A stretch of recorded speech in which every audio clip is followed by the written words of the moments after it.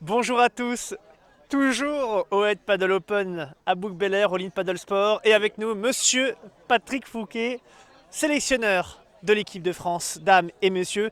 Ouh, long CV. Ça fait du boulot, Ça fait du boulot. Et surtout pour des justement, mondiaux. surtout pour les mondiaux qui arrivent dans quelques mois, ça vient vite. Donc on t'a vu rôder là sur les terrains. Hein, et alors qu'est-ce que tu as pu... c'est quoi le bilan sur cette journée? Le bilan, je regarde un petit peu tout le monde. Là, on a beaucoup de joueurs, filles et garçons, Qui peuvent postuler qui peut-être? peuvent postuler. Derrière les tout meilleurs, en tout cas. Et bon, on verra. Il y a encore plein de matchs demain. Oui, il y a encore plein de matchs demain, mais est-ce que par rapport aux opinions d'aujourd'hui, est-ce que on peut dire que peut-être que quelques joueurs viennent bousculer ces opinions? En aucun cas. En aucun cas, pour l'instant, c'est rien de nouveau. Rien de nouveau. Rien de vraiment. Rien Qu'est-ce de qui doit faire la différence? Qu'est-ce qui doit faire qu'est-ce qui va faire la différence là sur ces prochaines semaines, prochains mois, pour que les quelques joueurs là peut-être qui sont entre deux eaux viennent intégrer le groupe France? Et ceux qui pourront éventuellement faire la différence, c'est ceux qui vont montrer une régularité de bons résultats d'ici jusqu'au championnat de France. Et pour l'instant, on attend. Avec Alexis, on regarde tout ce qui se passe, on voit plein de matchs à tous les deux. Et pour l'instant, il n'y a pas grand-chose qui se dégage d'absolu. D'absolu. Alors allez, tu me donnes presque cette question que je vais te poser Ah, je maintenant. crains. Ah oui, je peux Ah, craindre. je crains. Euh, il est dit ici ou là, en tout cas, beaucoup de bons joueurs de paddle, dont toi, dit qu'il vaut mieux prendre des paires et non pas des joueurs individuels. Et c'est vrai on a pu se rendre compte que vous avez fait évoluer, vous avez évolué là-dessus lors des qualifications des championnats du monde côté messieurs, puisque vous avez pris deux joueurs provenant de deux paires différentes. Euh, Pourquoi? Est-ce que ça peut évoluer ou est-ce que ça peut rester comme ça? Bon, ça peut évoluer toujours, mais en fait, ce sont les circonstances qui font on va dire la fin de sélection. Ça dépend si on a 4 joueurs qui dominent, 6 joueurs qui dominent, est-ce qu'on cherche des remplaçants en cas de coup dur, est-ce qu'on cherche une réelle quatrième équipe. Bon, ce sont les circonstances qui font qu'on va choisir un tel ou un tel. Mais c'est vrai que, en tout cas dans l'équipe de France et dans l'histoire, mixer beaucoup les joueurs, ça nous a jamais réussi. Donc à la base, on essaye quand même d'avoir des équipes. Sauf si il y a vraiment deux individualités qui vont nous marquer et on va essayer de faire jouer ensemble. Mais pour nous, la base, ce sont des équipes. Après le 6 majeur, on va peut-être chercher autre chose. D'accord, donc si je comprends bien, euh, dans la Team France, il y aura de toutes les manières, quasiment, en tout cas c'est l'objectif, d'avoir trois paires qui seront paire 1, paire 2, paire 3 chez la Team France. Et la quatrième paire n'est pas obligée d'être une paire. Ça peut être en tout cas des joueurs qui pourraient venir remplacer, ou en tout cas, voilà, c'est pas obligé que ce soit une quatrième paire formée, c'est ça? Dans la mesure où, si, alors ça peut être deux configurations différentes entre les filles et les garçons. Mais dans la mesure où on a par exemple un 6 majeur qui se dégage vraiment, Oui. derrière on va chercher peut-être un joueur de droite qui pourrait nous dépanner s'il y a un coup dur sur une des paires. On va chercher un joueur de gauche qui va aussi pouvoir nous dépanner ou un joueur qui va pouvoir faire les deux.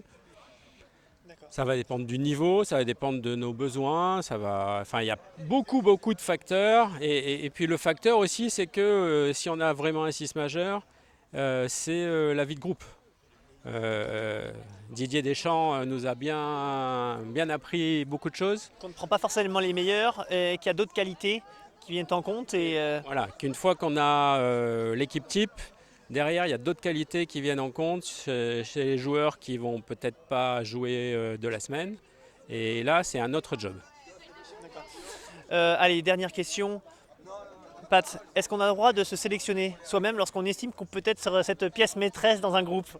Absolument pas. C'est la condition des sélectionneurs et des capitaines entre Alexis et moi. Donc il est impossible qu'on soit sélectionné.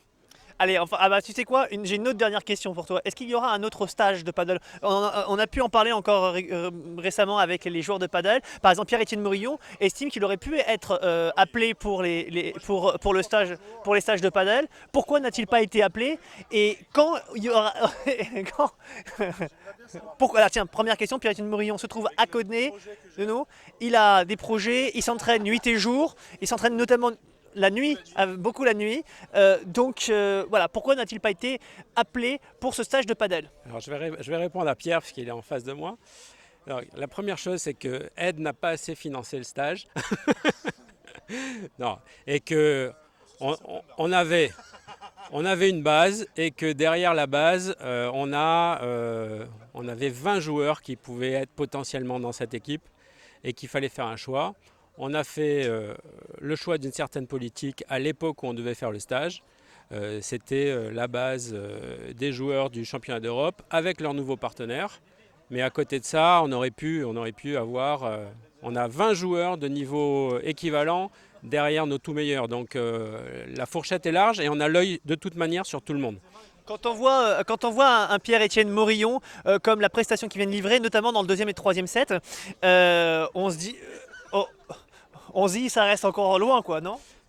On se dit qu'il y a encore du chemin à faire, même si le premier set a été très bon. Ah, bon, voilà, ça y est, bon, c'est vrai, bon. Non, plus sérieusement maintenant, à quand un prochain stage justement avec toute la team? Parce que beaucoup ont apprécié et on attend ce prochain stage avec impatience. En tout cas, je parle pour des joueurs. Alors, en fait, ce stage, on l'a sorti au dernier moment cette année. Et en fait, il a été acté maintenant avec la fédération que ce stage aurait lieu tous les ans. Donc, un stage à la mi-saison pour éviter de laisser passer une année entière avant les grosses échéances et de faire un état des lieux avec un team élargi. On avait l'ambition de faire un stage une fois la sélection connue, mais c'est un petit peu compliqué avec les emplois du temps de tout le monde. Donc on est en train de voir avec la fédération et ça c'est quasiment acté qu'on va faire le stage directement sur place parce qu'on a un gros décalage horaire. Sur place, ça veut dire? Au Paraguay. D'accord. Donc on va partir 4 jours à l'avance. D'accord. Parce qu'il faut bien 3 jours pour s'acclimater au niveau du décalage, au niveau de la température, au niveau de l'atmosphère, etc. Donc ça c'est un petit peu compliqué, mais sur les 3 jours ça le fait. Et peut-être bien que ce sera encore plus large. Ah, bon. On va voir. Bon, ben, on va voir ça de très près. Pauline Renvoisé également nous écoute, nous rappelons-le, hein, vice-championne d'Île-de-France. Elle attend également son appel hein, pour pourquoi pas le Paraguay. De toute façon, les championnats de France vont décider de certaines choses. Je rappelle qu'il y a quand même une place de vainqueur et une place de finaliste qui sont automatiquement qualifiables. Donc ça, on ne peut pas y échapper. Et à partir de là, on décidera du reste avec Alexis.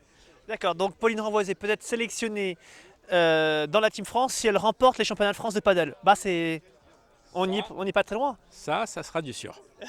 D'accord. Eh bien mon cher Pat, merci, c'est l'heure de l'apéro. Merci Francky, bonne soirée.